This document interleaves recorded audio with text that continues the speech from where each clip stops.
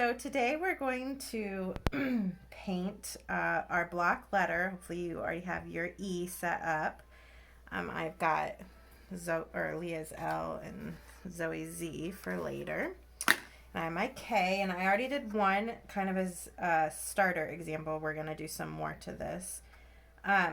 We're going to do this gradation effect where you go from one color blending into another, and I've gotten two choices set out here, pinks into purples into blues, or yellows into greens into blues. This one I obviously did pink into purple and then blue. There's actually 4 colors here, and so on this one I'm going to do yellows to blues, just to show you a difference of what each could look like. So we're going to start with the lightest color first so that our brush doesn't have any blue on it when we're doing the yellow, because that will actually make the yellow green. So I'm not going to wet my paper first, it's dry, but when I pick up color I do want lots of water and color on it so that it pools nicely. It's definitely not a dry color that we're doing here. And you want to extend your color up about 1/4 of the way up so that you have plenty of room to blend it. Then we're going to clean our brush off after each color. And then I'm going to get more water on my brush and go in with my green color next. So I am going to start where it is, and I'm going to kind of touch the yellow that I started with, which will help it blend later. And then I'm cleaning off my brush again, going in for my lighter blue color and going up just a little bit more with that. Cleaning off my brush again and grabbing my darker blue color. And this one I'm starting at the top, going down, just to have some nice clear lines there at the top. And then after I clean my brush off, I'm going to just have a little bit of water on my brush and start kind of blending the colors down. Cleaning off each time, because if I don't clean off each time, then it will just kind of become a muddled mess of colors. So the idea of this is to kind of avoid any lines, you know, so it doesn't look like one color started and one color stopped and then another color started. It just all kind of blends together. So now at this point, you can wait for this to dry, or you can use a blow dryer, hair dryer, to dry it. You just want to be careful about not getting it too close, because then all the paint will spread all over the place, and you don't want that. Whoops. That's all right. All right, so I've already done this one so that we can keep going. But normally I would either blow dry that or let it dry. You want to make sure that it is completely dry for this next step, because if it's not, then your colors are all going to blend together and it won't look nice and clean like it should. So for this next step, I'm going to use a black, but you could use a really dark blue if you'd like, or a really dark purple. And I'm going to make a make a line up the side of my letter with the black.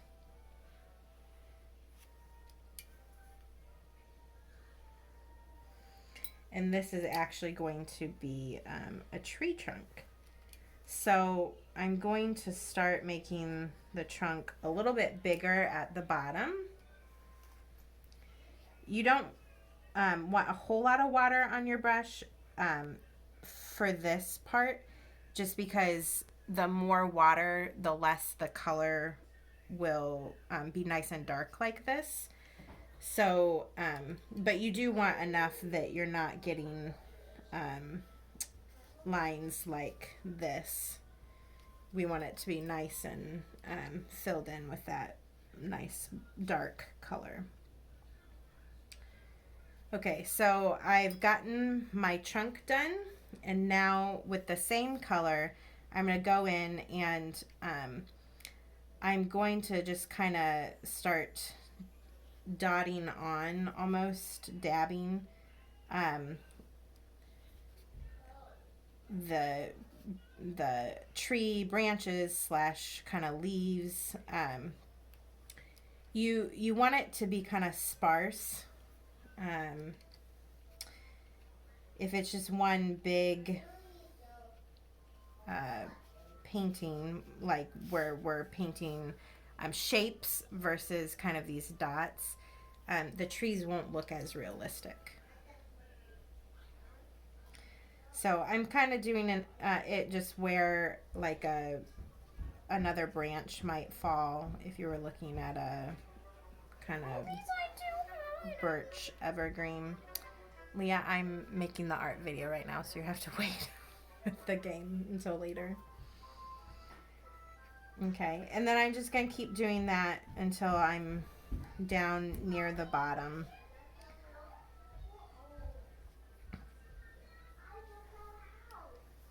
My branches kind of come out and down because if you think about the weight of tree branches and their needles or their leaves, it weighs it in a downward kind of out and down fashion.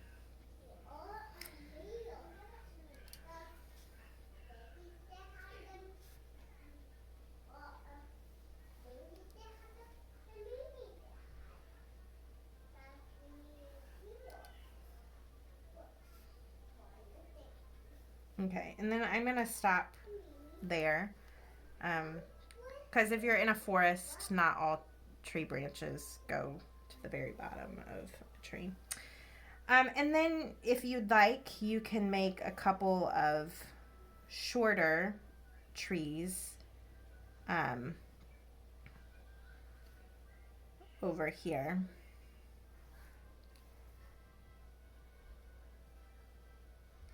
Kind of same principle. You're making the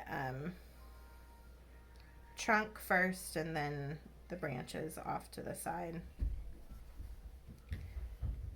And you want to space them out enough that they're not like on top of each other so that we can tell they're individual trees and not a bunch of trees that end up just looking like we're not sure what they are.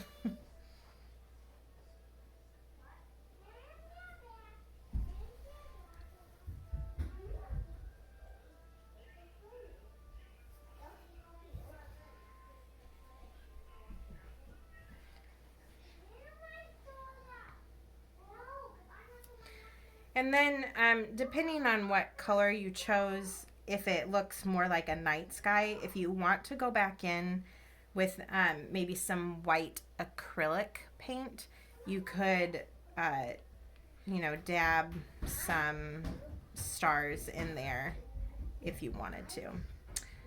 Otherwise, that is what I had for today. So hopefully it'll be fun, and they're simple enough that you could do several at a time if you wanted to.